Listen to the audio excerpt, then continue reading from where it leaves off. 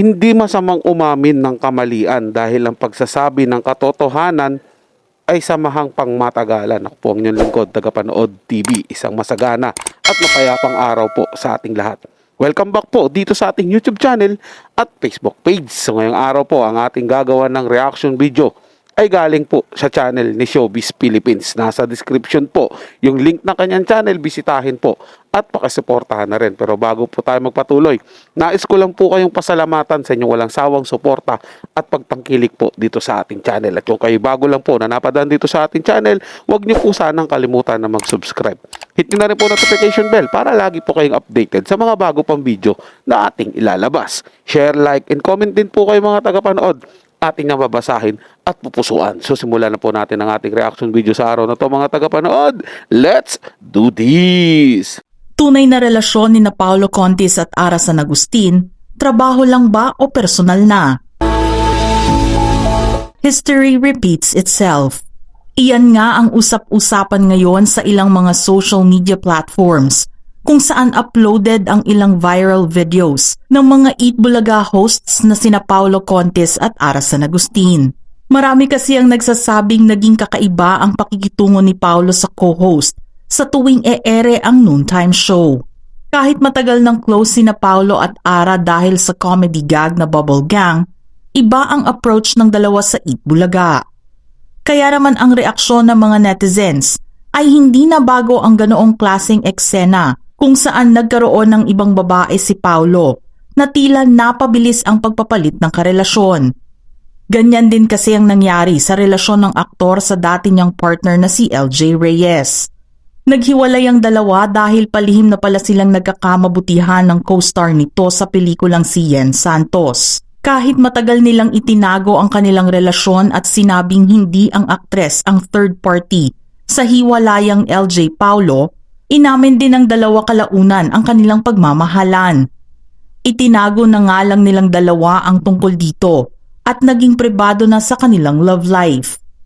Hindi naman na nagulat ang mga manonood sa kanilang nakikitang eksena sa noontime show. Normal na nga lang ito dahil nakilala na si Paulo bilang babaero. Iyon nga lang ay matindi ang mga usapan na baka imbes na trabaho lang sa una ang kanilang ginagawa, ay sineseryoso na pala ni Paulo ang pagiging malapit nito sa kapwa host. Pero ano nga ba ang katotohanan sa closeness ng dalawa? Gumagawa na nga lang ba si Paulo ng paraan para mas makaakit sila ng viewers dahil tatlo na ang noontime shows na naglalaban-laban sa ere? O unti-unti na nitong pinopormahan si Ara? Todo kasi ang ipinapakita ni Paulo na sweetness at mas marami ang mga paghalik na ginagawa nito sa aktres habang umiere ang noontime show. Ayon naman sa isang source na nagsabing malapit at konektado siya kay Ara, trabaho lang daw ang lahat ng kanilang ginagawa. Mababasa ang komentong ito sa isang tanong sa sikat na social news website and forum na Reddit na may titulong Paulo Contis x Yen x Ara at tanong na, how true na naghiwalay na sina Paulo Contis at Yen Santos? Tapos pinopormahan at binabakuran ngayon daw ni Paulo si Ara San Agustin. Sagot ng nagpakilalang malapit kay Ara, gustong gumawa ng love team ni Paulo at si Ara ang naisipan niyang maging kapareha niya. Hindi pa nga lang iyon nakikita ng GMA sa ngayon, pero umaasa sila na mapapansin ng GMA ang chemistry nilang dalawa. Pero walang interes si Ara na ma-involve romantically kay Paulo, kahit sobra ang ipinaparamdam na pag-aalaga sa kanya ng aktor. I'm connected with Ara, and all I can say is in public TV, yes, true. Parang gusto gumawa ni Paulo ng love team with Ara. Hindi pa siya acknowledge ni GMA, since hindi makita ni GMA ang potensyal if maging love team man sila. Pero matagal na din silang close because of Bubble Gang.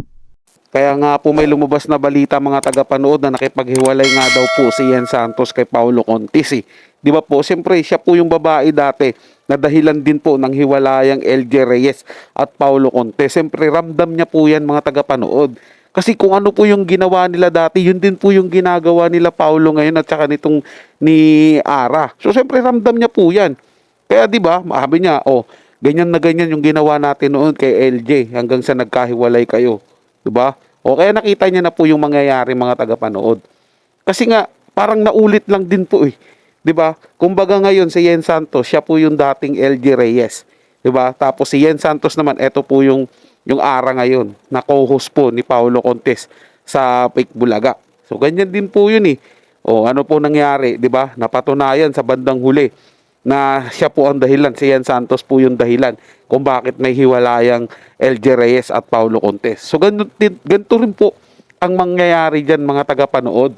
Kaya paano makukumbinse yung karamihan po sa mga mahilig sa showbiz na pure trabaho lang po at gusto lang nilang magkaroon ng love team, kaya po nila ginagawa yung ganyan, 'di ba?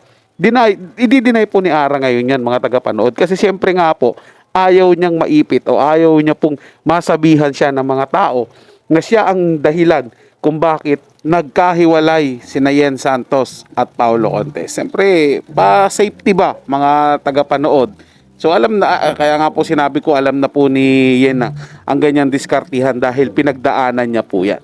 So kaysa naman mabigla siya na hiwalayan siya ni Paulo at gumawa pa ng eksena para magkahiwalay sila, inunahan na lang po siguro ni Yen Santos, di ba? Para hindi na po lumalim kung yung sugat na ibibigay sa kanya ni Paulo Contes. As for Ara, she's not interested in being romantically connected with Paulo. That's all for now.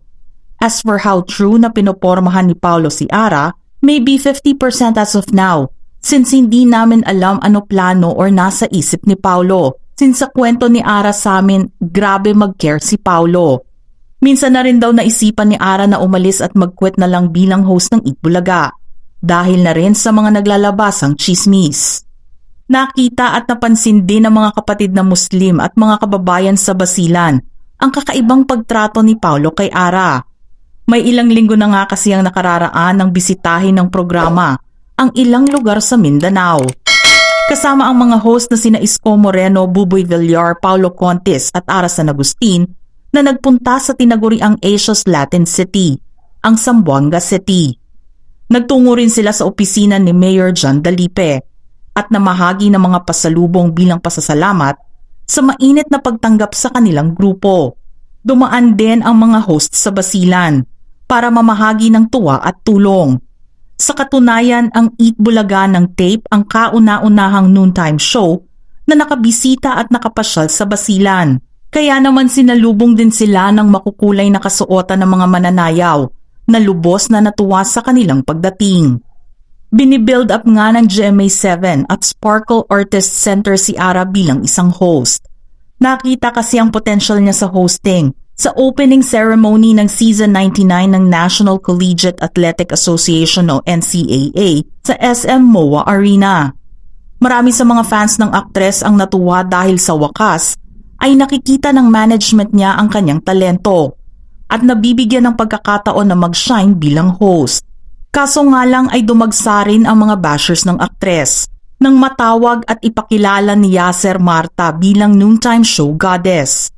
Ang ilang mga netizens ay nagsabing hilaw na hilaw pa si Ara sa kanyang bagong trabaho at nagsisimula pa lang itong makilala sa hosting. Dagdag pa ng mga ito, hindi na sila nahiya sa matagal ng host na si Ann Curtis na ang bansag ay diyosa sa showbiz. Bago kasi nasabak sa hosting si Ara, napanood muna siyang umaarte. Nagsimula ang kanyang showbiz career matapos maging finalist sa reality show na Starstruck noong 2015. Natapos din niya ang kanyang kolehiyo na may degree sa psychology sa De La Salle University. Nakalabas na rin siya sa iba't ibang GMA7 programs. Bukod sa Bubble Gang, ay napanood na rin siya sa mga seryeng Encantadia, The Cure, My Special Tatay, Madrasta at Lolong. Maaaring ang pagnanais ni Paulo na makagawa muli ng love team ay dahil maraming taon na rin siyang walang on-screen partner sa showbiz. Matatandaan kasi na noong ginagawa pa niya ang seryeng Tabing Ilog sa ABS-CBN noong 1999, nagkaroon siya ng love team sa katauhan ni Desiree Del Valle, na siya ring naging girlfriend niya noon. O di ba, kita nyo po, Desiree Del Valle, kalab team niya dati, naging girlfriend niya rin. Di ba mga tagapanood? Kasi magkakaroon po talaga ng kadevelopan yan, madedevelop po kayo sa isa't isa dyan. Marami pong love team ang nagkatuluyan mga tagapanood. Meron naman ding hindi talaga nagkatuluyan kasi umabot sila doon sa punto na hiniwalay po sila eh. Pero kapag nag-love team po talaga, umaabot po talaga doon na nagkaroon na sila ng relasyon. Yung iba nga, ikinasal pa eh. Hindi po ba mga tagapanood? Ganun po talaga ang showbiz. Madidevelop kasi kayo sa isa't isa. Pag lagi kayong magkasama, lagi kayong sweet sa isa't isa, lagi nyong kinikare di umano ang isa't isa. Mga ganun po yan mga tagapanood. Alam naman po natin sa showbiz yan eh. 'Di ba? Eh siyempre napagdaanan, gaya po ng sinabi ko kanina, napagdaanan po ni Yen Santos yung ganyang ganap na siya yung lady ni Paulo Contes doon sa pelikula nila. 'Di ba? Kaya nagkaroon din sila ng relasyon. Di po ba mga tagapanood? At yun ang dahilan nagkahiwalay sila LJ Reyes at Paulo Contes. So ngayon naman ito kay Ara at kay Paulo. Kaya hindi po kami makukumbinsi. Wala yung karamihan, hindi po talaga makukumbinsi maski si Yen Santos na para lang po yan sa love team nila. 'Di ba? Malabo po kasi yung mga tagapanood dahil may history nga po ito si Paulo Contes sa pambababae.